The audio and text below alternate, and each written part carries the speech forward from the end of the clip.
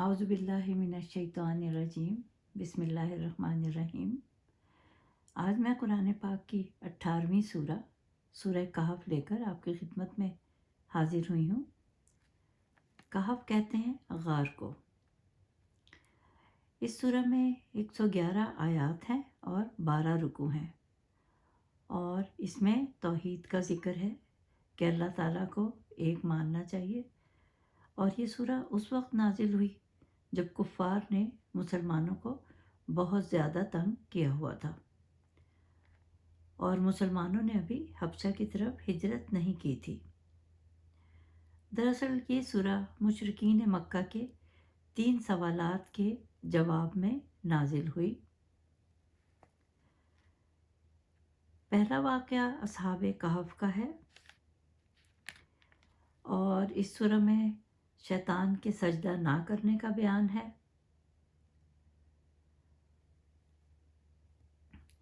शाह कैसर जो मुसलमानों पर बहुत ज़्यादा जुल्म करता था, इसमें इन मज़ालिम का भी ज़िक्र है, जो कि रोम का हाकिम था।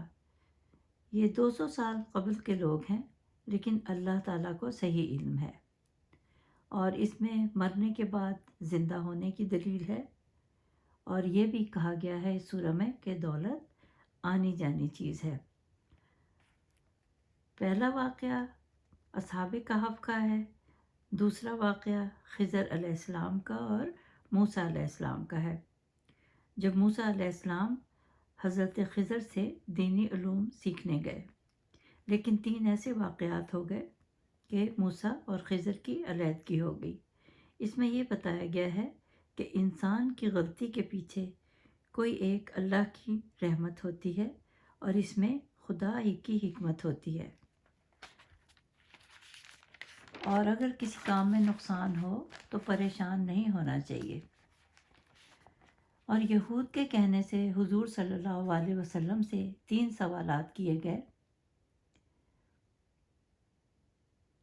पहला सवाल ये था कि रूह की हकीकत क्या है, दूसरा था असहाबे कहफ कौन थे और तीसरा था ज़ुल्क़रनैन बादशाह कौन था। तो हुजूर सल्लल्लाहु अलैहि वसल्लम ने इसका जवाब दिया कि मैं इन सवालात के जवाब कल दूंगा, मगर इंशाअल्लाह कहना भूल गए। और फिर वही 15 दिन तक बंद रही। मुशरिकीन मक्का वसवसे में पड़ गए। 15 दिन बाद जब वही उतरी तो कहा कि कोई भी काम करना हो कि अगर हम कल करेंगे तो इंशाअल्लाह कहना लाजमी है। तो अल्लाह ताला ने फिर वही के ज़रिए इन 3 सवालात के जवाब दे दिए और कहा कि ए पैगंबर, लोग आपसे रूह के मुतालिक पूछते हैं तो इनको कह दो रूह के मुतालिक अल्लाह ताला के सिवा कोई नहीं जानता। इस सूरह में ईमान और मादियत का ज़िक्र है। इस सूरह में कुरान की अज़मत बयान की गई है और कहा गया है कि कुरान इसलिए नाजिल किया गया ताकि हुजूर सल्लल्लाहु अलैहि वसल्लम लोगों को अल्लाह के अज़ाब से डराएं। और कहा है कि दुनिया अच्छे लोगों के लिए जन्नत है। इसमें जो ज़िक्र है कि चंद नौजवान ईमान ले आए, मगर वहाँ का बादशाह बहुत जालिम था तो वो मुसलमानों को ज़िंदा नहीं रहने देता था। तो इन नौजवानों ने सोचा कि अल्लाह की राह में हम कहीं और चले जाते हैं। यहूद और नसारा ये जानते थे क्योंकि इनकी किताब में इसका ज़िक्र है, लेकिन अक्सर नहीं जानते थे। ये नौजवान गार में चले गए। उनके साथ एक कुत्ता भी था हिफाजत के लिए। और कहते हैं कि हिफाजत के लिए कुत्ता रखना जायज़ है, मगर जिसने वैसे ही शौकिया कुत्ता रखा उसकी एक क़िरात नेकियां रोज़ाना ज़ाया हो जाती हैं। और जब वो लोग गार में गए तो उनको नींद आ गई और कुत्ता जो था वो हिफाजत के लिए गार के बाहर बैठा रहा। कोई कहते हैं कि वो 300 साल तक उसमें सोते रहे, कहीं पर है 309 साल तक सोते रह गए।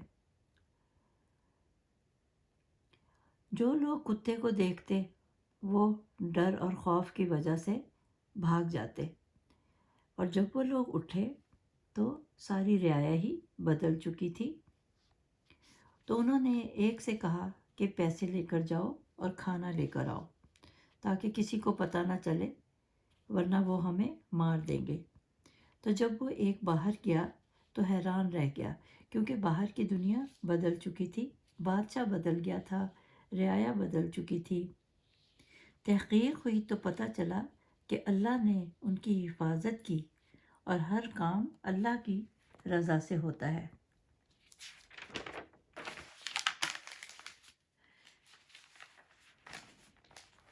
کہا گیا ہے کہ اگر کوئی نماز ادا کرنا بھول جائے تو جب یاد آئے تو پڑھ لے، اور کہا ہمیشہ نیک لوگوں میں بیٹھو چاہے وہ غریب ہوں، اور اللہ کا نام کثرت سے لو۔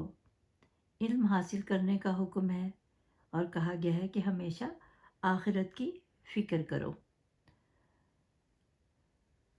تو اس میں پھر کہا گیا کہ حضرت موسیٰ علیہ السلام حضرت خضر علیہ السلام کے پاس گئے اور کہا کہ مجھے بھی وہ بات سکھا دیں جو آپ کو سکھائی گئی ہے۔ تو آپ نے کہا کہ آپ صبر نہ کر سکیں گے، کیونکہ آپ کو معلوم تھا کہ پیغمبر کبھی بھی غیر معمولی کام کو پسند نہیں کرتے۔ انہوں نے کہا کہ کچھ چیزوں کے بارے میں آپ مجھ سے زیادہ جانتے ہیں، اور کچھ باتوں کے بارے میں آپ سے زیادہ جانتا ہوں۔ تو خضر علیہ السلام نے کہا کہ اگر میرے ساتھ چلنا ہے تو سوال مت کرنا، میں جو بھی کام کروں جب تک میں خود نہ بتاؤں۔ شاگرد اور مرید کے بارے میں ذکر ہے کہ شاگرد پر لازم ہے کہ اپنے استاد کی بات مانے۔ تب وہ دونوں چل پڑے، تو جس کشتی میں دونوں بیٹھے تھے خضر علیہ السلام نے اسے چیر دیا۔ موسیٰ علیہ السلام نے کہا یہ آپ نے کیا کیا؟ پھر یہ دونوں چل پڑے۔ موسیٰ علیہ السلام نے کہا مجھے معاف کر دو، اب میں نہیں بولوں گا۔ تو راستے میں ایک لڑکا ملا تو خضر علیہ السلام نے اسے قتل کر دیا۔ تو موسیٰ علیہ السلام نے کہا کہ تم نے ناحق لڑکے کو قتل کر دیا۔ خضر علیہ السلام نے کہا کہ تم نے پھر پوچھا۔ تو موسیٰ علیہ السلام نے پھر معافی طلب کی۔ اب وہ دونوں پھر چل پڑے۔ راستے میں انہوں نے کہا کہ اب اگر میں پوچھوں تو آپ مجھے بے شک اپنے سے الگ کر دینا۔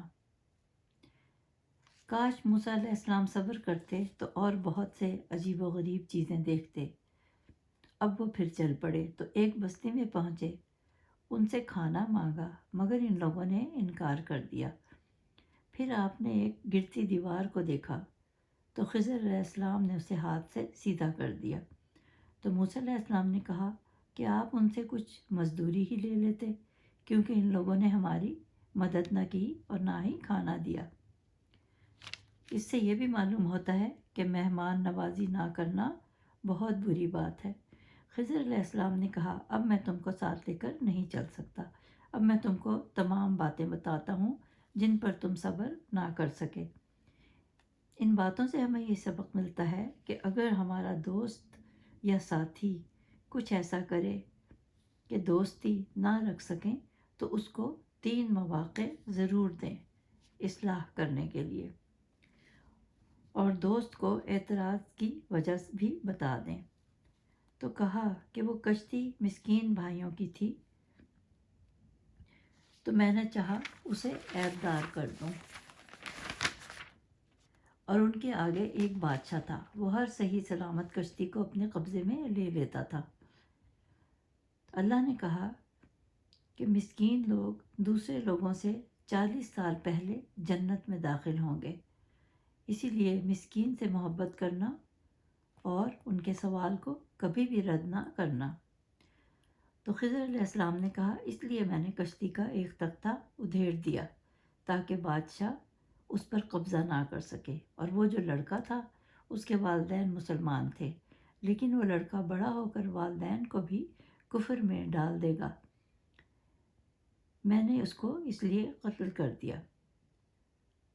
کیونکہ خضر علیہ السلام اللہ کے حکم سے ہر ایک کے باطن کو جانتے تھے، کیونکہ وہ لڑکا کافر تھا اور بڑا ہو کر والدین سے اس نے برا سلوک کرنا تھا۔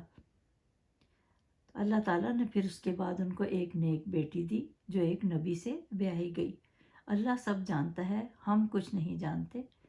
اللہ ہمیشہ اپنے مومن بندے پر رحم کرتا ہے۔ اور وہ جو دیوار تھی وہ 2 یتیم لڑکوں کی تھی۔ اس دیوار کے نیچے ان کے باپ نے خزانہ چھپا دیا تھا کہ لڑکے بڑے ہو کر حاصل کر لیں۔ یہ سب آپ نے اللہ کے حکم سے کیا۔ ان دونوں لڑکوں کے نام اسرم اور سریم تھے۔ ان کا باپ بہت نیک تھا، اس لیے کہا گیا ہے کہ یتیم کے ساتھ ہمیشہ نیکی کرو، اس کا بہت بڑا اجر ہے۔ اور جو کسی یتیم پر رحم کرے، خیال کرے، اللہ اسے جنت میں داخل کرے گا۔ کسی بندے کا نیک ہونا اس کے پورے کنبے کے لیے بھلائی ہے۔ کہا جاتا ہے کہ حضرت خضر علیہ السلام اور حضرت الیاس علیہ السلام ابھی تک زندہ ہیں۔ اور تیسرا واقعہ اس میں حضرت ذوالقرنین کا ہے۔ حضرت ذوالقرنین لقب تھا اور ان کا نام سکندر تھا۔ آپ سورج کے طلوع اور غروب ہونے کی جگہ تک پہنچے تھے۔ آپ کے سر پر 2 چھوٹے چھوٹے ابہار تھے، انہیں ظاہری اور باطنی علوم سے نوازا گیا تھا۔ وہ ظلمت اور نور میں داخل کیے گئے تھے۔ یہ خضر علیہ السلام کے خالہ زاد بھائی ہیں جنہوں نے سکندریہ شہر بنایا، اور خضر علیہ السلام کو انہوں نے وزیر بنایا تھا۔ اور اللہ تعالیٰ نے کہا کہ بے شک ہم نے ذوالقرنین کو اقتدار دیا، بادشاہ بنایا۔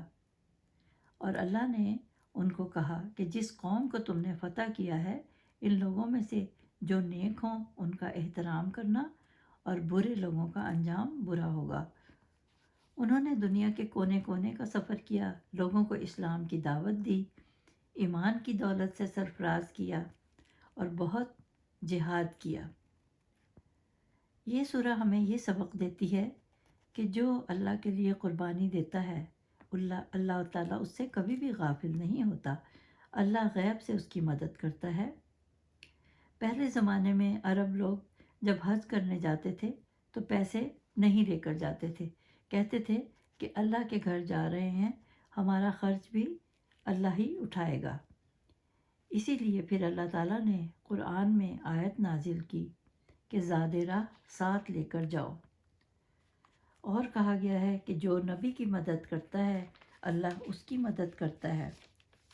ایک کتاب ہے عجائب القرآن، آپ اس کو ضرور پڑھیے گا، آپ کو اس سے کافی زیادہ معلومات حاصل ہوں گی۔ اور اس میں یہ بھی کہا گیا ہے سورہ کہف کے پڑھنے کے جو بہت زیادہ، ویسے تو میں نے آپ کو بتایا ہے کہ ہر سورت کے کچھ نہ کچھ ہمارے لیے اس میں بھلائی چھپی ہوئی ہے، تو لیکن سورہ کہف کے بارے میں ہے کہ اگر آپ نے آخری 10 آیات اور پہلی 10 آیات حفظ کر لیں یا روزانہ پڑھیں تو آپ فتنہ دجال سے بچ جائیں گے۔ اور ہر نبی نے اس سے اپنی قوم کو ڈرایا ہے۔ اور کہا گیا ہے کہ اس کے پڑھنے سے بے تحاشا دولت ملے گی، اولاد فرما بردار ہوگی، بیماریاں ختم ہوگی، لڑائی جھگڑا ختم ہوگا، اور زندگی میں سکون ملے گا۔ نماز جمعہ کے بعد ایک بار پڑھیں، قرض سے نجات ہوگی۔ اور اس کے وظائف کچھ اس طرح ہیں کہ 40 روز تک فجر کے بعد حفاظت حمل کے لیے پڑھا جا سکتا ہے، اور قرض کی ادائیگی کے لیے بھی۔ اور روزی میں فراخی کے لیے 11 روز بعد نماز عشاء پڑھیں، اللہ تعالیٰ رزق میں اضافہ کرے گا۔ اور ویسے تو سورہ کہف کو ہر جمعے کو پڑھنے کا حکم ہے کہ اگر آپ ایک جمعے کو پڑھیں گے تو دوسرے جمعے تک اللہ تعالیٰ آپ کی حفاظت کرے گا۔ امید ہے یہ خلاصہ آپ کو پسند آیا ہوگا۔ پھر حاضر ہوں گی۔ خدا حافظ۔